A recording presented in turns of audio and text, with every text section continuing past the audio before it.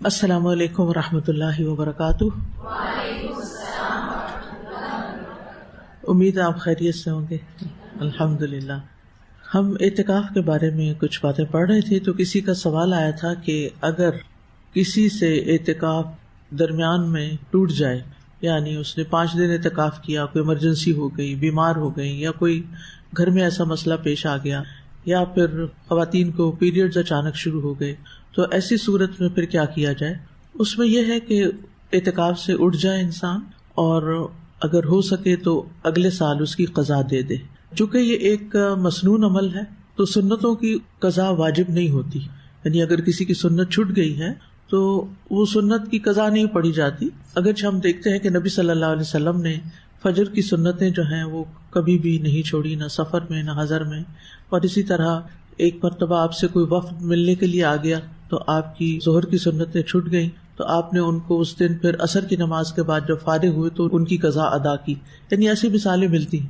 تو اگر اس اعتکاف کی قضا دے دی جائے تو بہت اچھا ہے، لیکن اگر کسی وجہ سے وہ بھی نہیں دے سکتے تو کوئی گناہ نہیں ہوگا، یعنی لازم نہیں ہے، واجب نہیں ہے۔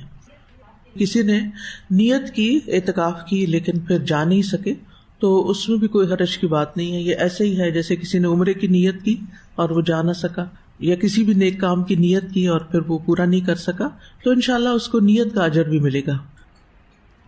اگر کسی فیملی ممبر کی ڈیتھ ہو جائے اور وہ بہت ہی قریبی ہو اور نکلنا پڑے اعتکاف سے، تو پھر اگلے سال قضا کر لیں اس کی۔ جو نبی صلی اللہ علیہ وسلم کی سنت ہے وہ یہ کہ 10 دن کا اعتکاف ہے روزے کی حالت میں، رمضان کے آخری عشرے میں، یہ ہے اصل۔ لیکن اگر کسی کو 10 دن نہیں ملے اور وہ 3 دن کے لیے مسجد میں آ کے اعتکاف کی نیت سے بیٹھ جاتا ہے، وہ ساری شرائط پوری کرتے ہوئے جو اعتکاف کی حالت میں ہوتی ہیں کہ باہر نہیں نکلنا اور فالتو باتیں نہیں کرنی، میل ملاقات نہیں، زیادہ سے زیادہ وقت عبادت میں گزارنا، تو وہ کر سکتا ہے۔ یعنی ایسا کیا جا سکتا ہے 3 دن کے لیے، 2 دن کے لیے، 1 دن کے لیے، چند گھنٹوں کے لیے آپ اس نیت سے جا کے بیٹھ جاتے ہیں اور عبادت کرتے ہیں تو ویل اینڈ گڈ۔ اس میں ہوگا کیا؟ اس کا مطلب یعنی یہ ایسی عبادت ہوگی کہ جس میں آپ سب سے کٹ کے پھر یکسو ہو گئے۔ یہ یاد رکھیے کہ انتم عاکفون فی المساجد، اعتکاف کی جگہ مسجد ہے۔ موبائل نہیں یوز کرنا چاہیے، کیونکہ اس میں پھر آپ لازماً واٹس ایپ کھولیں گے۔ جب آپ واٹس ایپ کھولیں گے یا کوئی بھی چیٹ کھولیں گے تو نتیجہ کیا ہوگا کہ ضروری کام کے علاوہ جو دیگر میسیجز ہیں ان پہ بھی لگ جائیں گے، یا ہو سکتا ہے کسی نے ویڈیو بھیج دی تو آپ وہ بھی آن کر رہے ہیں، تو یہ اعتکاف تو نہ ہوا نا۔ اصل میں کیا ہے، سب سے کٹ کے اللہ کی طرف متوجہ ہونا۔ کسی کا سوال ہے کہ معتکف کو شدید گرمی سے گھبراہٹ محسوس ہو تو کیا وہ کمرے سے باہر کھلی ہوا میں تھوڑا وقت گزار سکتی ہیں؟ وہ بہتر ہے گھر چلا جائے، کیونکہ یہ سب کچھ تو ہوگا، یہ تو تکلیف اور مشقت برداشت کرنی ہی ہوگی، ٹھیک ہے نا۔ کیونکہ وَأَنْتُمْ عَاكِفُونَ فِي الْمَسَاجِدِ، جم کے بیٹھنا عبادت کے لیے ایک جگہ مقرر کر کے۔ آپ کو پتہ ہے یہ جو آپ کی جگہ مقرر ہے نا، وہیں آپ کو بیٹھنا چاہیے، ادھر ادھر گھومتے پھرتے نہیں رہنا چاہیے۔ اصل تو یہی ہے کہ اپنی جگہ پر بیٹھے، الا یہ کہ کسی وقت اگر آپ نے کوئی پڑھنے کے لیے، جیسے اس وقت آپ آ کے ایک جگہ جم کے ہی بیٹھے ہوئے نا، گھوم پھر نہیں رہے، ادھر اس سے ملاقات کرنے، ادھر سلام کرنے، ادھر بات، یہ تو نہیں کر رہے نا۔ آپ آئے ہیں ایک جگہ بیٹھے ہیں، جب یہ کلاس ختم ہوگی، نماز ختم ہوگی، اپنی جگہ پہ جا کے بیٹھ جائے۔ پھر اگر کتاب کوئی ایسی ہے جو پڑھنی ہے آپ نے اعتکاف میں، یعنی دعاؤں کی کتاب ہے، یہ قرآن مجید ہے، تو کوئی حرج نہیں، لیکن آپ سامان اکٹھا کر کر کے اعتکاف کی حالت میں خرید کے رکھ لیں کہ جاتے ہوئے گھر لے جائیں گے، تو یہ درست نہیں۔ خرید و فروخت نہیں کرنی چاہیے، مسجد میں ویسے ہی نہیں کرنی چاہیے، اور اعتکاف کی حالت میں تو بالکل نہیں۔ اسی حوالے سے کہنا چاہی تھی کہ اعتکاف والوں کے ظاہر ہے ان کے لیٹنے کا انتظام، ان کا سامان، اور وہ ایک جگہ ہوتا ہے، لیکن یہ کہ باہر سے جب لوگ آتے ہیں تو وہ بچے ان کے دوڑتے رہتے ہیں گدوں پر، ان کے سامان سے بھی بلکہ 1-2 دفعہ چیزیں کسی بچے نے نکال لی۔ پھر یہ کہ کچھ لڑکیاں جا کے بیٹھ جاتی ہیں گدوں پر، اور پیریڈز کی وجہ سے وہ گدے خراب بھی ہوئے نا، جنہوں نے نماز نہیں پڑھنی تھی۔ تو اس پہ حالانکہ ہم بار بار یہ کہتے رہتے ہیں کوئی یہاں انٹر نہ ہو، کوئی نہ یہاں انٹر ہو، لیکن یہ کافی مسئلہ۔ آپ میں سے کوئی عقل مند شخص یہ بتائے گا کہ ان میں سے کون سی حرکت درست ہے؟ کوئی ایک بھی ٹھیک ہے؟ آپ کے بچوں کو یہ پتا ہونا چاہیے کہ کسی کا بیگ تو کیا، امی کا بیگ بھی نہیں کھول سکتے اجازت کے بغیر۔ اگر آپ نے ان کو کھلی چھٹی دی ہوئی ہے نا کہ آپ کا بیگ لیں، کھولیں، سیل فون نکالیں، پیسے نکالیں، جو مرضی نکالیں رکھیں، اس کو کھلونا بنا کے کھیلیں، تو یہ غلط تربیت ہے، یہ ڈسپلن کے خلاف ہے. آج وہ آپ کا بیگ کھول رہے ہیں نا، کل وہ کسی کا بھی کھولیں گے، کسی کا بھی بیگ کھولیں گے، اور پھر کیا ہوگا؟ اس میں سے کچھ بھی نکال لیں گے. اور جب ان کو ایک دفعہ جرت ہوگی کچھ بھی نکالنے، کیونکہ جس کا بیگ ہے اس نے دیکھ بھی لیا، تو کہے گی ہائے بچہ، میں اسے منع کروں تو اس کی ماں کیا کہے گی، یا بچے کا دل ٹوٹ جائے گا. نہیں، آپ اس پہ ظلم کر رہے ہیں، اس کو شے دے کے کہ وہ کسی کے بیگ سے یا کسی کی چیز سے نکالے.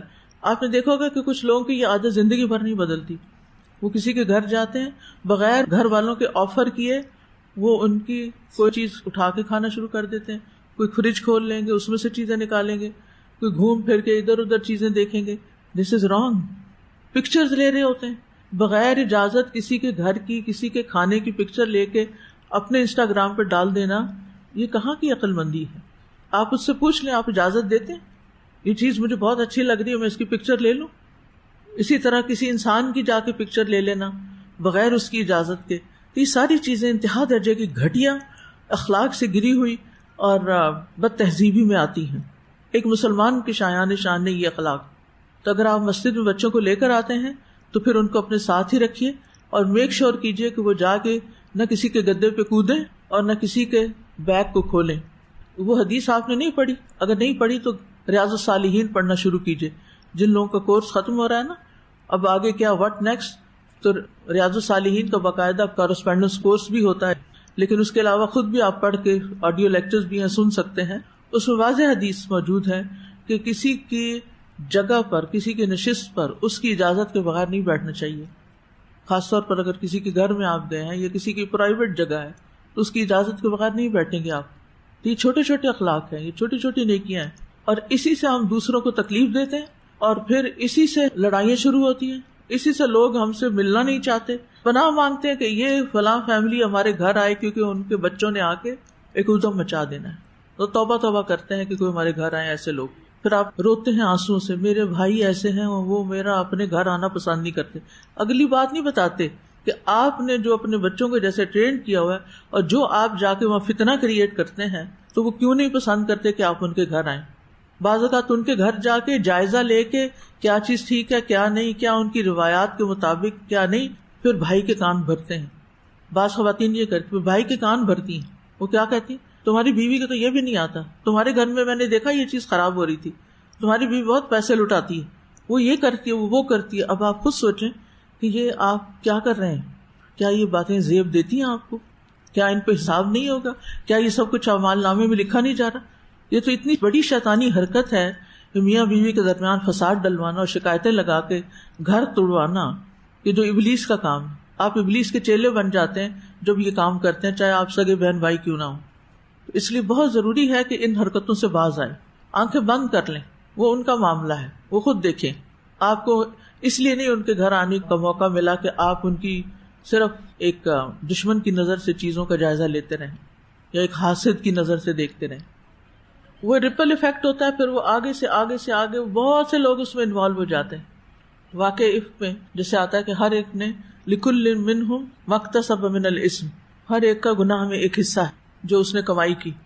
تو اپنی لمٹس میں رہیے، اپنے اوپر توجہ کیجیے، اپنی خامیوں کو دیکھیے، رب سے لو لگائیے. قرآن مجید میں کیا آتا ہے کہ وَيَدْعُونَنَا رَغَبًا وَرَهَبًا، دعائیں کیسی ہوتی تھی پیغمبروں کی؟ یدعوننا، وہ ہم سے دعائیں کرتے تھے کیسے؟ رغبا ورہبا، رغبت سے اور رہبت سے، امید سے اور خوف سے. وہ اللہ سبحانہ تعالیٰ کی طرف متوجہ ہوتے تھے. کیا اس کرائیٹیریا پہ ہماری دعائیں ہیں؟ یدعوننا رغبا ورہبا، کہ کبھی امید لگ جائے اور کبھی خوف آئے دعا مانگتے ہوئے اللہ سے؟ اگر نہیں تو کہیں کمی کر رہے ہیں نا. ہمیں اپنا ہی محاسبہ کرنے کی ضرورت ہے.